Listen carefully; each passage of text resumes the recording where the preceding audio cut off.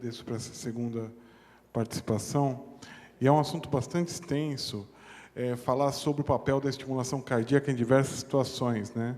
Corações univentriculares, hipertróficos, os bloqueios pós-cirúrgicos e na tetralogia de Fallot. Eu vou tentar fazer um passeio por essas indicações para que a gente possa ter uma visão geral, talvez não aprofundada, uma visão geral dessas situações. Cada cardiopatia gera um substrato. Esse substrato ele é parcialmente corrigido com um processo cirúrgico. Alguns pacientes são curados, no caso das comunicações interatriais, e alguns pacientes seguem em evolução. De forma que a gente tem duas possibilidades, como a gente já disse, taquicardias ou bradicardias. E as bradicardias habitualmente são por alterações do automatismo, bloqueios sinoatriais e bloqueios atrioventriculares. Dependendo do tipo de manipulação, combinado ao tipo de cirurgia feita, a gente pode ter mais arritmias atriais, mais disfunção atrial, no caso, por exemplo, de manipulações atriais, taquicardias juncionais ou taquicardias ventriculares nas manipulações ventriculares e os isomerismos, toda a sorte de arritmias atriais, bradicardias, taquicardias por reentrada. Todas essas situações elas têm em comum a seguinte situação: cicatrização irregular, dilatação das câmaras, eventualmente, estresse catecolinérgico e, o mais preocupante, o que a gente tem que monitorizar, a perda da função do ventrículo sistêmico. O que a gente mais teme? As arritmias ventriculares. Mas todas as arritmias, sejam elas brádio ou taquicardias, elas são fruto dessas três coisas: gatilho, substrato e fatores moduladores, e aquele ciclo de situações que a gente comentou anteriormente. E qualquer modificação no substrato na função piora o estresse catecolinérgico, que favorece eventos arrítmicos, que piora a função, e assim a gente vai. E a mesma situação que acontece no caso das estimulações nas taquicardias, muitos pacientes perdem o segmento. Quando a gente tem um paciente que faz uma intercorrência, que tem um bloqueio atrioventricular total na cirurgia, ele já sabe que ele já recebe o dispositivo e que ele precisa acompanhar. Mas alguns pacientes perdem o segmento por terem a sensação justamente de estarem curados.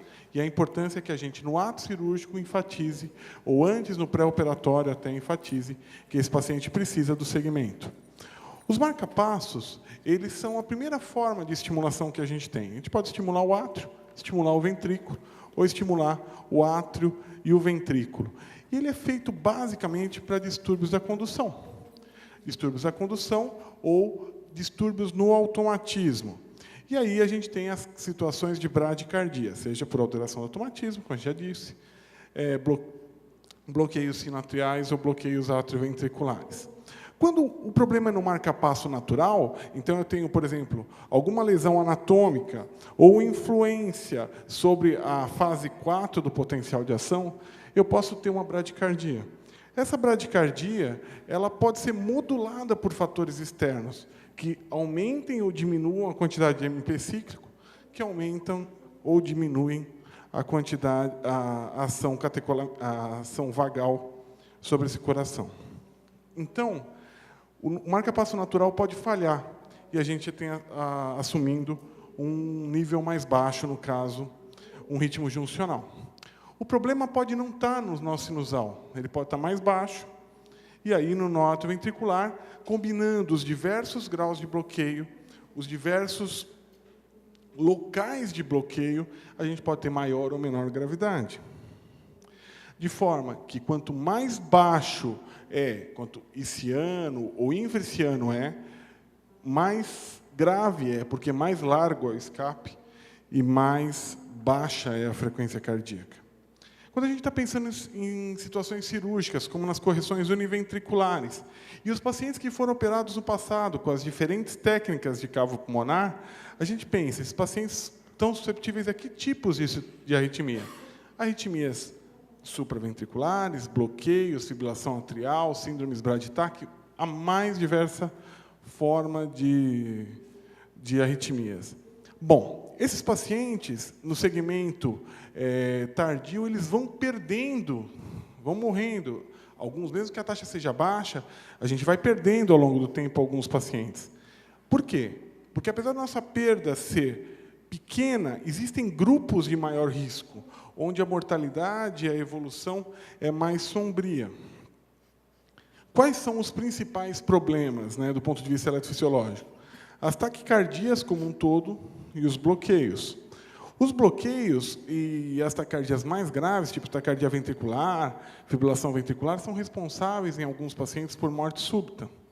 E aí a gente pode pegar alguns exemplos de doenças. Por exemplo, as cirurgias de correções atriais, por exemplo, pegando a evolução de Mustard, a gente vê que eles têm muita arritmia supraventricular, a gente vê que eles pioram muito a fração de ejeção, e essa escala de arritmias ventriculares que levam a risco de morte súbita corre no sentido contrário da fração de ejeção. E a gente tem que estar sempre avaliando a fração de ejeção desses pacientes. Ainda seguindo olhando esses pacientes que foram submetidos à cirurgia de Mustard, a gente vê que eles evoluem ao longo do tempo com piora da classe funcional, porque o ventrículo direito está trabalhando com a resistência sistêmica. Isso vai alargando o QRS, dilatando as câmaras e favorecendo com que esses pacientes façam tanto arritmias atriais, taquicardia atrial, fibrilação atrial, disfunção do nó sinusal, ou arritmias ventriculares que levam esse paciente ao risco de morte. Tudo que a gente vai fazer influencia. Se a gente vai colocar, estimular com marca-passo, eletrodos, por exemplo, embebidos com corticoide, pode ter uma evolução melhor. O tipo de eletrodo que você utiliza, o local onde se coloca a estimulação. De forma que a gente tem como indicações para cardiopatias congênitas uma coisa muito ainda nebulosa, porque a maior parte dos guidelines são feitos para adultos com doença coronariana ou miocardiopatia dilatada. O que a gente sabe é, pacientes que têm bradicardia com disfunção, tem indicação de marca-passo, e essa bradicardia gerando a piora da função ventricular. Pacientes que têm bradicardias correlatas com sintomas, tem indicação de estimulação ventricular. Pacientes que têm bloqueio atrioventricular, que após 7 dias não recuperaram a função, também tem uma indicação de estimulação. Por quê? Porque esses pacientes, hoje a gente, em alguns locais, esperam 14 dias.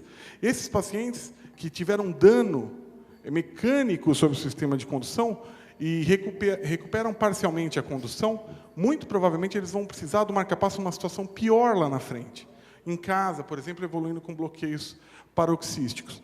Pacientes com disfunção do nó sinusal, pacientes que têm pausas relacionadas a sintomas de déficit cronotrópico, pacientes que têm frequências cardíacas extremamente baixas, com pausa, pacientes que têm perda do sincronismo, por exemplo, um mega BAV de primeiro grau, fazendo com que a válvula V bata junto com que o nó sinusal despolarize e o átrio contraia com a válvula V fechada, e os bloqueios bi- ou trifasciculares na vigência de síncope de origem inexplicada.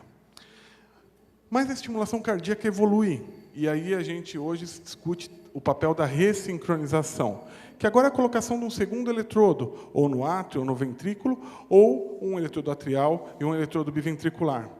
A facilidade da terapia de ressincronização está justamente em eliminar esse movimento paradoxal do septo, que faz com que você tenha um acúmulo de sangue na porção, no volume sistólico final, é maior nesses pacientes. Então, fazendo a estimulação, eu corrijo esse defeito, melhoro, às vezes, a classe funcional e melhoro a fração de ejeção. A terapia de ressincronização possibilita isso, melhora da classe funcional, remodelamento reverso e prolonga a vida, assim como beta-bloqueador e tudo mais. Os estudos que suplantam o uso que sustentam o uso da terapia de ressincronização é o CARE-HF e o Companion. Primeiramente, o Companion não teve o poder estatístico para diferenciar o efeito do ressincronizador, o que era efeito do ressincronizador e o que era efeito da terapia de ressincronização. E depois o CARE-HF veio mostrar que realmente a terapia de ressincronização era uma terapia que podia ser utilizada. Que paciente que eu tenho que utilizar? Tenho que utilizar em pacientes que eu não tenho causas removíveis, que não tenham defeitos residuais, pacientes que não existam fatores extracardíacos piorando, pacientes que não estejam tomando drogas que piorem em CC e a classe funcional, que sigam as nossas orientações e que eu já tenha otimizado o tratamento e tenha reavaliado. Pacientes que têm classe funcional 1, 2 ou 4 em fase terminal, bloqueio de ramo direito, fibrilação atrial, talvez não se beneficiem tanto, são talvez estejam mais no grupo não respondedor. O grupo que responde melhora a classe funcional, melhora o teste de caminhada, melhora a fração de ejeção, mas ele tem que estar com o tratamento otimizado. O tratamento clínico tem que estar sempre muito bem otimizado. Por quê? Porque esse paciente, às vezes, tem uma área fibrosada muito extensa e não vai adiantar eu ressincronizar esse paciente. Esse paciente talvez não seja um candidato, ele vai se incluir num grupo não respondedor. Outra coisa que a gente precisa ver é se esse paciente tem ou não tem reserva. A gente tem que entender que a terapia de ressincronização não melhora a ICC. Ele trata de sincronia, e essa sincronia pode ser ou não envolvida na insuficiência cardíaca. O problema na população pediátrica é que a maior parte dos pacientes não são bloqueio de ramo esquerdo, são bloqueios de ramo direito. E a gente tem muita dificuldade técnica por conta das diversas cardiopatias, e muito pouco estudo. Quando a gente analisa esses pacientes de terapia de ressincronização, a gente vê que quem coloca o ressincronizador são populações, são indivíduos mais velhos, com estudos com pequeno número de pacientes, mas eles se beneficiam. Eles se beneficiam por quê? Porque o fato de ressincronizar uma cardiopatia congênita com indicação faz com que eu melhore a fração de ejeção e encurte o QRS.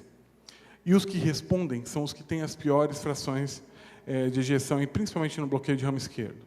Um outro problema, qual é a via que eu vou utilizar para ressincronizar? Eu, às vezes, não tenho acesso pela punção venosa e tenho que usar a toracotomia. O que eu sei é que, quando eu ressincronizo, eu melhoro a fração de ejeção, seja o ventrículo direito ou o ventrículo esquerdo sistêmico, se o paciente foi bem triado, porque eu acabo encurtando também o complexo QRS em todas as situações. As indicações clássicas estão relacionadas à fração de ejeção baixa, classe funcional 3 e 4 e QRS largos, acima de 150. Mas QRS entre 120 e 150 podem ser ressincronizados, desde que eu tenha evidência ecocardiográfica de dissincronia. A fibrilação atrial, ela dificulta a minha ressincronização e a minha resposta, por isso que a indicação, no caso, é 2A. O desfibrilador, ele evoluiu também. Então, junto com o ressincronizador, vem o desfibrilador. E hoje a gente tem dispositivos pequenos. Quais pacientes escolher? Qual o paciente que pode morrer subitamente? Como que eu vou fazer a prevenção do que é evitável e do que já foi? Quer dizer, aquele paciente que já teve o evento, eu não tenho dúvida que eu vou implantar o desfibrilador. Agora, dura é o paciente que ainda não teve o evento. Quais são os sinais de alerta para esse paciente? Ele tem o gatilho, que pode ser um estresse adrenérgico, ele tem o substrato, que é um processo cirúrgico, uma cardiopatia congênita, e ele pode fibrilar. Mas eu não sei qual é esse paciente na minha população geral operada. A gente pode lançar mão do estudo fisiológico? É uma saída, mas hoje a gente estuda muito pouco os pacientes. Outra coisa, a gente não tem estudo, todos os estudos, a maior parte dos estudos são únicos, centros únicos, mas o que a gente tem mais bem estudado ainda são as tetralogias de Fallot.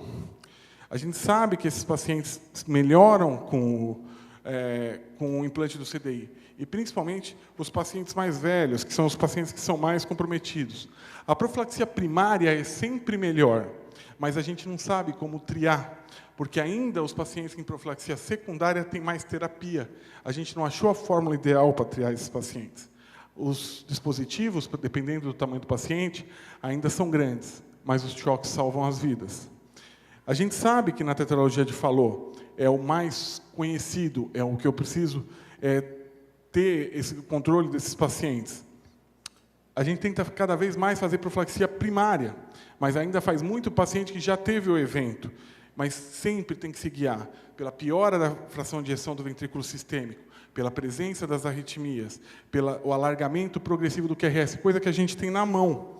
E sabe que scores ajudam a definir grupos desses pacientes que têm mais risco ou menos risco. A técnica que eu vou utilizar para implantar o meu eletrodo, tanto faz, porque todas elas têm vantagens e desvantagens, todas têm riscos. E os preditores para que eu acerte no meu implante, acerte na minha programação, estão muito relacionados à largura do QRS, não falou, por exemplo, e à piora da função. A evolução desses pacientes, caso não recebam choque, que recebem choque, eles progressivamente vão perdendo também função. Mas se eles não receberem o desfibrilador, a chance de morte é muito alta num período de 8, 10 anos. Só para terminar de forma rápida, a questão da miocardiopatia hipertrófica, que acabou ficando para ser comentada, é uma arritmia que é uma situação onde você tem muita instabilidade elétrica. Eu vou terminar em um minutinho aqui. Os mecanismos que eu tenho para parada e morte são múltiplos. Eu posso ter arritmia ventricular, fibrilação com alta resposta, condução por uma via acessória. Uma desorganização importante dessa atividade elétrica nesse músculo septal gera a possibilidade de eu ter morte em pacientes que podem ser triados clinicamente. História familiar, história de taquicardia ventricular, septos espessados no eco. E o grande problema é que esse paciente estava bem, começa a fazer uma arritmia e degenera. Se ele não tivesse o desfibrilador, ele jamais poderia sair. A gente não sabe a fórmula mágica ainda. Tanto se vê que as profilaxias secundárias acabam tomando mais terapia que as primárias. Mas o que eu sei é que, se o paciente tem fatores de risco, ele merece o implante de desfibrilador. Pacientes recuperados de morte súbita merecem o desfibrilador. E os outros são aqueles que têm síncope, devem ser investigados, estratificados, para que a síncope não seja um prenúncio de morte. Muito obrigado.